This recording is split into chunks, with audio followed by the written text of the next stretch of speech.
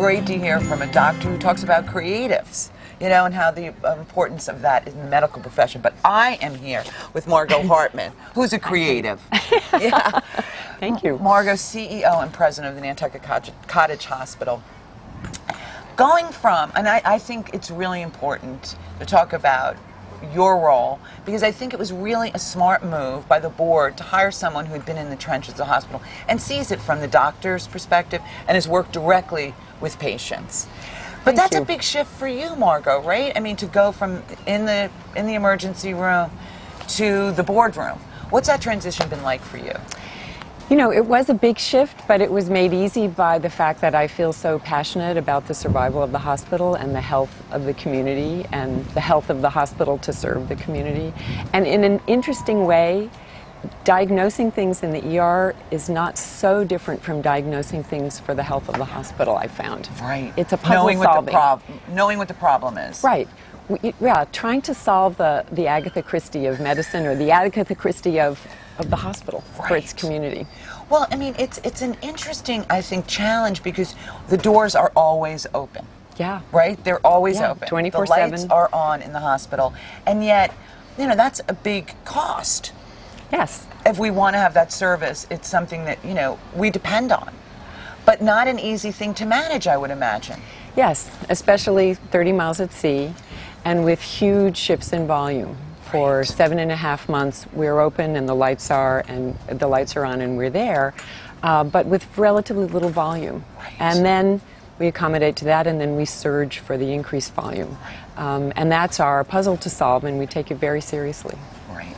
Tell me what's happening new, because there's some new things that have been developed at the hospital. So, one of the most important things that I'm excited about is our new increased primary care access. So, what does that mean? MD Access, ACKCESS. Okay. 508-825-1000, Monday through Friday, 8 to 4. Somebody will answer your call and arrange for you to have primary care or specialty care access. So no more going down the yellow pages and finding out that practices are closed, or your only alternative is the emergency department. And they're booked. Right. I mean, many of our doctors in the summer, they have their calendars are full. I know, because I try to get in some. I need a physical by next week, and maybe I can't get in. So we know that it's important for us to serve the community by making available more primary care, and this was our first attempt to do that, and it's working really very well. We have physicians from Mass General who are rotating through in Dr. Pearl's office and seeing same day or next day appointment patients 4 hours a day. We have increased physicians and PAs and NPs in the Hinson, previously Hinson, now Kame and Steinmuller office. Okay. And that refers to Dr. Nicole Steinmuller, who's our new family practitioner, starting September 1st. Wonderful.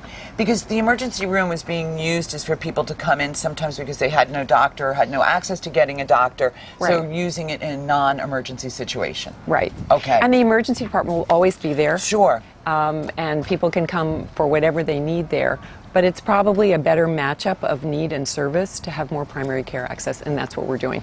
Margot, what is the biggest, when you toss and turn at night, what is the biggest thing that you are concerned about for the Nantucket Cottage Hospital? Is there one thing that just like, oh, how do I solve this? Sustainability. Okay. How are we going to keep healthy as a hospital so that we can deliver health care? And increasing primary care is one of the ways we'll do that.